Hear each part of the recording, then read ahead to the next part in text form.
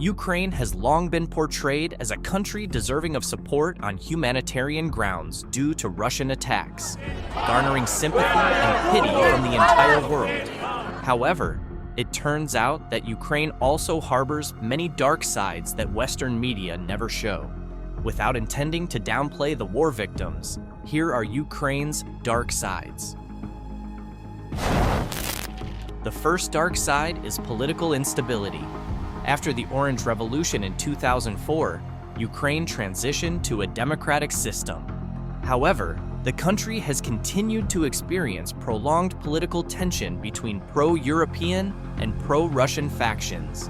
Political crises, corruption, and conflicts in eastern Ukraine have hindered the progress of democratization and caused ongoing political instability. Since then, relations between Russia and Ukraine have frequently been strained because the elected president, Viktor Yushchenko, preferred to strengthen ties with the European Union rather than Russia. In 2014, there was a leaked phone conversation between the U.S. ambassador to Ukraine, Jeff Piat, and the top U.S. diplomat for European and Eurasian affairs, Victoria Nuland. So that would be great, I think, to help glue this thing and have the UN help glue it. And, the EU. In this conversation, Victoria Nuland used harsh language to criticize the European Union's politics, which she felt were not helping resolve the political conflict in Ukraine. At that time, the opposition had been protesting against President Yanukovych's government for 3 months. Frustrated, she said, the EU, because she felt the European Union was not doing anything, while the United States was trying to unite the opposition to negotiate with Yanukovych and then form a transitional government. As you know, the United States always feels it has the right to regulate and intervene in many countries around the world because they believe they control the world. The leak of this phone conversation further complicated diplomatic relations between America and Europe, and the Russian government was accused of deliberately spreading it to worsen the situation. At that time, Victoria Nuland had made several visits to Ukraine to act as a mediator in the conflict between President Yanukovych and opposition groups protesting Ukraine's relationship with Russia. Presidential changes continued until Ukraine eventually became involved in a war with Russia. When Volodymyr Alexandrovich Zelensky ran for president of Ukraine, he had tried to initiate dialogue with Russian President Vladimir Putin and promised to end the Ukraine-Russia conflict as part of his presidential campaign. However, after being elected in 2019, his administration experienced increased tensions with Russia, leading to a full-scale invasion by Russia in February 2022, which continues to this day. This war is said to have been caused by 3 main factors: Ukraine's growing closeness with the Western Bloc, Ukraine's desire to join NATO, and differing interpretations of the Minsk agreements between Russia and Ukraine. This is evident as Western countries continue to support Ukraine by sending various heavy weaponry to confront Russia. The United States has become the largest financial donor, with total contributions reaching $46.56 billion. Both the United Kingdom and the United States have rejected several peace proposals put forward by various parties, including China, the United Nations, and Pope Francis, to end the war in Ukraine. Many criticize the United States for allegedly profiting from the ongoing military conflict between Russia and Ukraine by manufacturing weapons. One such critic is the lead singer of the British rock band Pink Floyd, Roger Waters.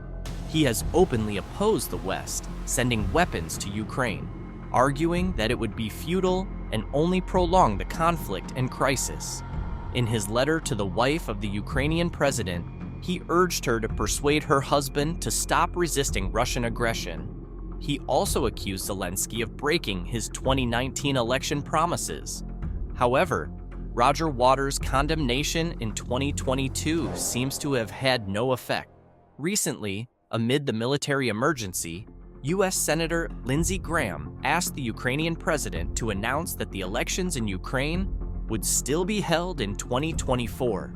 Zelensky responded by saying that Ukraine could hold elections during the war with Russia if Western partners were willing to share the costs and if Ukrainian legislators agreed. This sparked another uproar. Elon Musk even mocked Zelensky with a meme, implying that Zelensky frequently asks for military and financial aid from the West in fighting Russia. The meme featured Zelensky's face with an urgent expression and the caption, "When 5 minutes have passed and you haven't asked for $1 billion in aid." This made the Ukrainian government furious. Ukrainian presidential advisor Mikhailo Podolyak stated that silence, irony, or ridicule towards Ukraine equates to contributing to Russian propaganda. They responded with a meme of their own. "When 5 minutes have passed and you haven't shared Russian propaganda, what do you think?"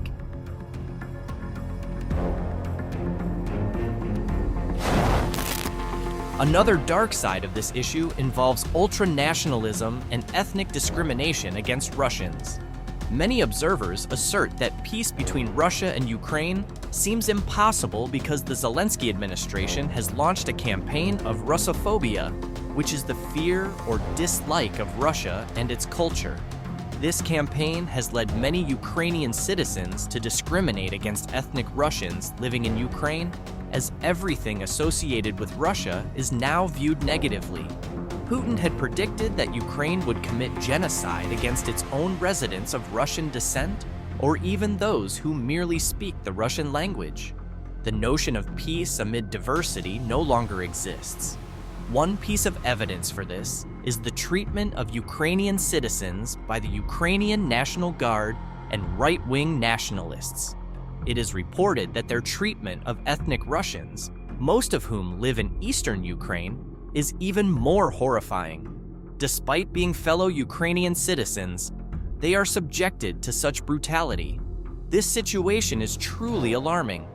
However, this is not a new issue. Since the 1920s, Ukrainians have revered a figure known as Stepan Bandera, celebrated as a national hero who resisted Soviet dominance. He led a radical Ukrainian nationalist group called the Organization of Ukrainian Nationalists, which was formed in 1929 in western Ukraine, an area that was part of Poland at that time. The reality, however, is that he was a fascist responsible for the mass murder of 130,000 people in 1943. The OUN had collaborated with Hitler and cooperated with the Nazis. Bandera hoped to gain support for establishing an independent Ukraine free from Russian control, but instead, Germany disagreed and imprisoned him. Eventually, he was assassinated by the Soviet Union's intelligence agency in 1959. Even today, Stepan Bandera remains a controversial figure. Some people idolize him as a hero of Ukrainian independence, while others criticize him for collaborating with the Nazis to fight Soviet forces, making him a deeply divisive character in Ukraine. There are even many Ukrainian soldiers today who proudly display various Nazi symbols. President Zelensky faced criticism when he tweeted a photo of his soldiers with Nazi insignia, treating it as if it were a normal occurrence.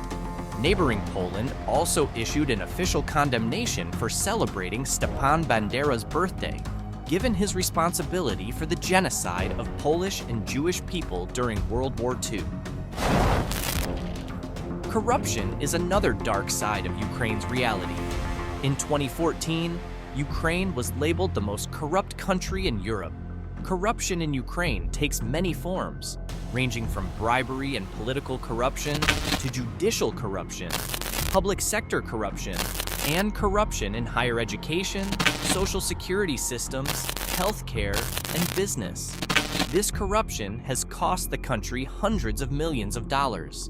The peak of this corruption occurred during the presidency of Viktor Yanukovych, contributing to his downfall in 2014 and leaving the Ukrainian military inadequately equipped to face the Russian invasion. There have been numerous anti-corruption efforts, but the culture of corruption seems hard to eradicate. Earlier this year, 2 high-ranking Ukrainian officials were named suspects in an embezzlement scheme involving humanitarian aid procurement, exposed by Ukraine's anti-corruption authorities. In August, 30 Ukrainian military conscription officials faced criminal charges for accepting bribes and smuggling people out of the country. In a recent poll, 78% of Ukrainian adults believe their president is directly responsible for the corruption problems in Kyiv. This perception could potentially lead to the cancellation of aid to Ukraine. It's not just the officials, even soldiers are often exploiting their positions to extort ordinary citizens.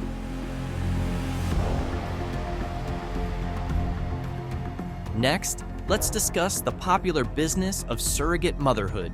As one of the poorest countries in Europe, many Ukrainians rely on the surrogacy business, renting out their wombs to carry someone else's child for financial gain.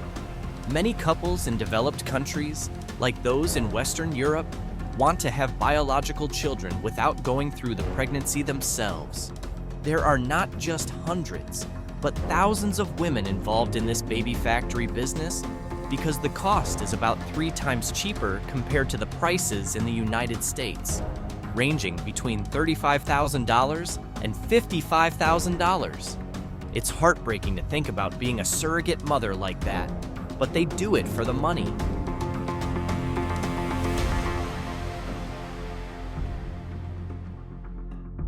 Lastly, let's talk about nightlife in Ukraine remaining active during the war.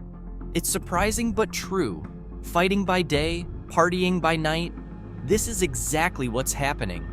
Initially, when the war broke out in 2022, a curfew was imposed. However, by May 2023, clubs and bars reopened. Many people have condemned the behavior of Ukrainians, suspecting that the money they use for partying might be donations from other countries funded by taxpayers, which are being misused.